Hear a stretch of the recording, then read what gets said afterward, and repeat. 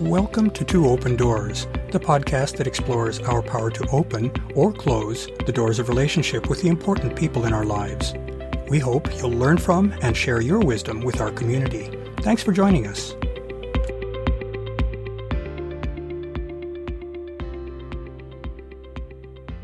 In a recent episode, we considered the need for compromise and negotiation in any deeply connected relationship.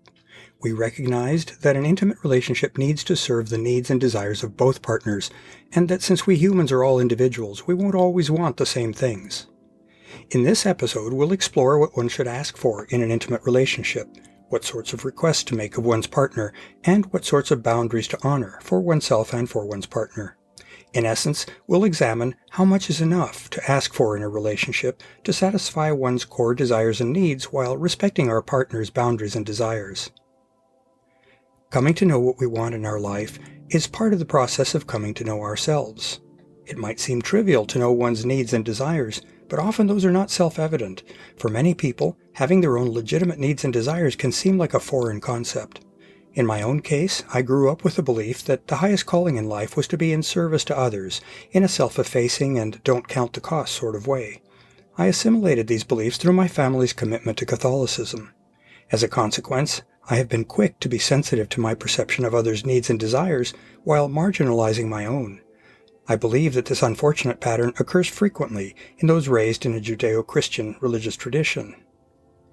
It was not till I was well into my adulthood that I came to realize that as an individual, I was also entitled to have needs and desires that were as important as those of the others around me.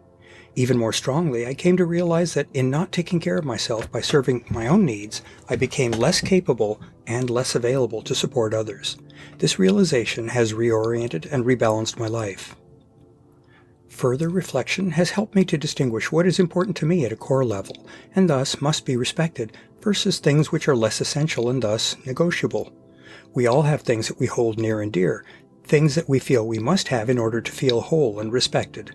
These might include things such as being dealt with respectfully and without anger by others, or feeling that control of our time and attention is within our control and is not infringed by others, or having sufficient time for sleep, meals, and exercise so as to bolster our health, or feeling respect, loyalty, and acceptance from those we consider our friends.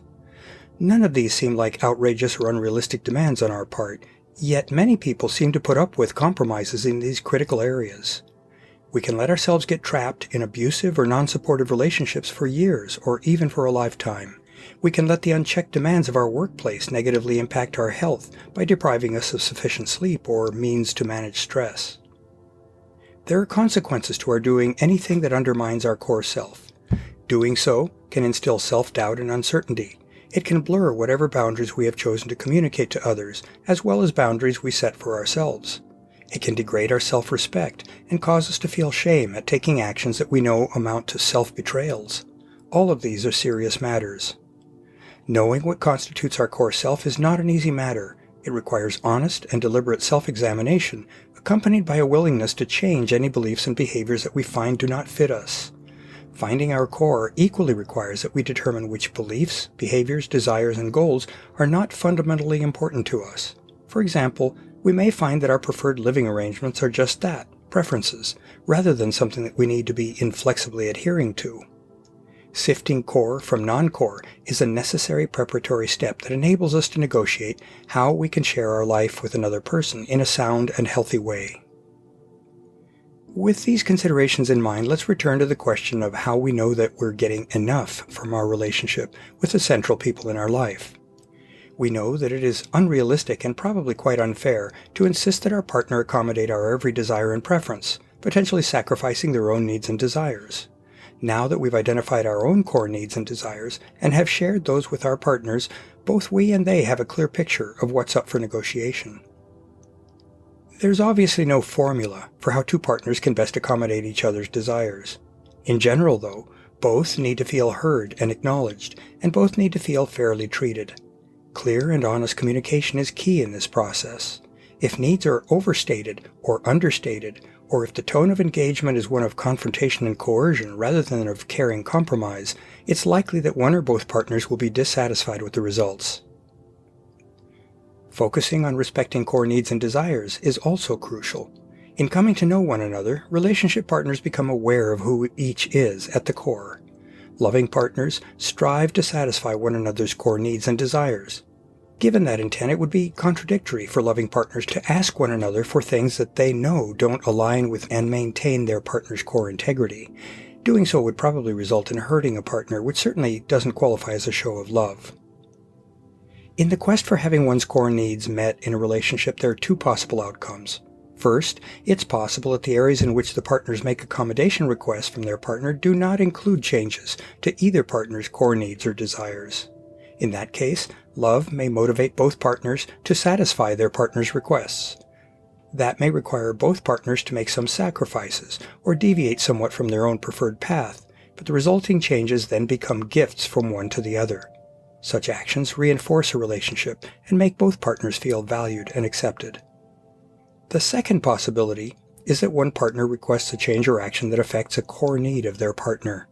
That sort of situation can mark an essential difference between the partners. As such, it can carry significant implications ranging from introducing tension and discomfort into the relationship all the way up to manifesting a fundamental incompatibility between the partners. Because of the potential high impact of core differences between partners, it's important to think and feel long and hard about how important the associated request is. The requester should certainly avoid making such a request frivolously. The recipient of such a request can then know that their partner understands that they are asking for something that's difficult to accommodate, but that it is important enough to the requester that they're making the request in spite of that difficulty. Once such a request is on the table, the resulting challenge and discomfort in the relationship will either produce some possibly painful accommodations, or it will drive the couple apart. It's unlikely that either partner will be willing to tolerate the stresses of such a basic difference for very long.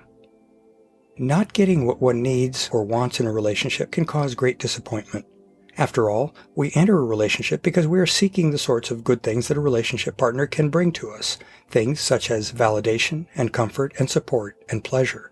When our partner denies us one or more of those good things, our connection with that partner is eroded. As mature adults, we realize that none of us gets everything that we might want. When some aspect of our relationship falls short of our hopes or expectations, it's to be expected that we will feel disappointment. Those feelings may be mild, more minor annoyances or inconveniences than divisive feelings of rejection or denial. At the other extreme, though, we may feel as if the relationship has lost some of its core animating value. If our disappointment cuts that deeply, it's possible that the relationship will not survive. In that case, we are likely to encounter feelings of deep sadness and loss of something precious. Such an occurrence is a big deal. It is a loss that we will need to grieve and mourn. During our process of understanding and coming to accept what happened in the relationship, we'll perhaps come to realize that the rift was caused by something essential that was missing from the relationship, something that outweighed whatever positive value we were getting from it. During that healing process, we'll come to better know our core selves and our true needs. That will free us to eventually begin our quest for deep connection anew, hopefully leading us toward future relationships that may better serve who we are. To learn more about Two Open Doors and to engage with our community, I'd like to invite you to visit the Two Open Doors Facebook group, the Two Open Doors Meetup group, and the Two Open Doors website and blog at twoopendoors.com. I also invite you to contact me directly by writing to me at Claude, C-L-A-U-D-E, at twoopendoors.com. I'd love to hear from you, and I'll use your inputs to guide my work on future blog posts and podcast episodes. Thanks for visiting Two Open Doors.